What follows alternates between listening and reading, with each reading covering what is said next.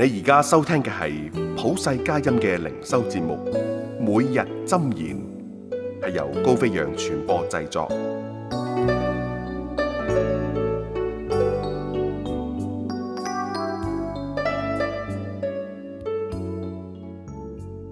7月6日，其他種類的風。歡迎收聽每日箴言。我哋一齊嚟聽一段嘅聖經，約翰福音嘅第10章7節到18節。所以耶穌又對他們說：我實實在在地告訴你們，我就是羊的門。凡在我以先來的，都是賊，是強盜，羊卻不聽從他們。我就是門，凡從我進來的，必然得救，並且出入得草吃。盜賊來，無非要偷竊、殺害、毀壞。我來了，是要叫羊得生命，並且得的更豐盛。我是好牧人，好牧人為羊捨命。若是雇工，不是牧人，羊也不是他自己的。他看見狼來，就撇下羊逃走。狼抓住羊，趕散了羊群。雇工逃走，因他是雇工，並不顧念羊。我是好牧人，我認識我的羊，我的羊也認識我，正如父認識我，我也認識父一樣，並且我為羊捨命。我另外有羊，不是這圈裏的，我必須領他們來，他們也要聽我的聲音，並且要合成一群，歸一個牧人了。我父愛我，因我將命捨去，好再取回來。沒有人奪我的命去，是我自己捨的。我有權柄捨了，也有權柄取回來，這是我從我父所受的命令。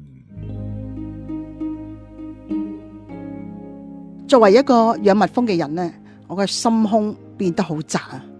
雖然我知道仲有好多品種嘅蜂，例如紅蜂啦、旱蜂啦，同埋木匠蜂等等啦，但係我獨係偏愛蜜蜂。最近我就發現咧，有一種蜂叫做咧泥瓦匠蜂，佢哋係用泥土喺一個好狹窄嘅空間嚟到築巢。事實上呢，全世界都有超過2萬個不同品種嘅蜂啊，真係令人難以置信哦。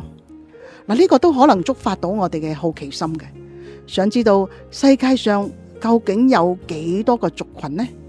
嗱，世上族群嘅人數呢，估計係喺11000到24000之間啦。你知唔知道啊？耶穌知道世界上仲有其他嘅族群，就係喺佢出生嘅本族以外嘅另外嘅羊。好牧人耶穌唔能夠，亦都唔會因為拯救咗一個族群就感到滿足嘅。佢嘅到嚟係要將神嘅救恩賜俾世界上所有嘅族群。講到蜜蜂嘅時候，我需要去記住，神所創造嘅每一個品種嘅蜂呢，都係寶貴嘅。當想到世人嘅時候呢，我哋都需要記住，每一個人都係神照住佢嘅形象被造嘅。耶穌嘅到來係要從世上人類嘅每一個族群中拯救佢嘅兒女。我哋可以點樣做嚟到讓別人知道神睇佢哋為寶貴呢？主耶穌啊，感謝你做我哋嘅好牧人，感謝你拯救我哋脫離罪同埋死亡嘅咒詛。求你引領我哋，亦都為到嗰啲你嚟到拯救嘅人禱告，同埋與佢哋同工，奉你嘅名祈求，阿門。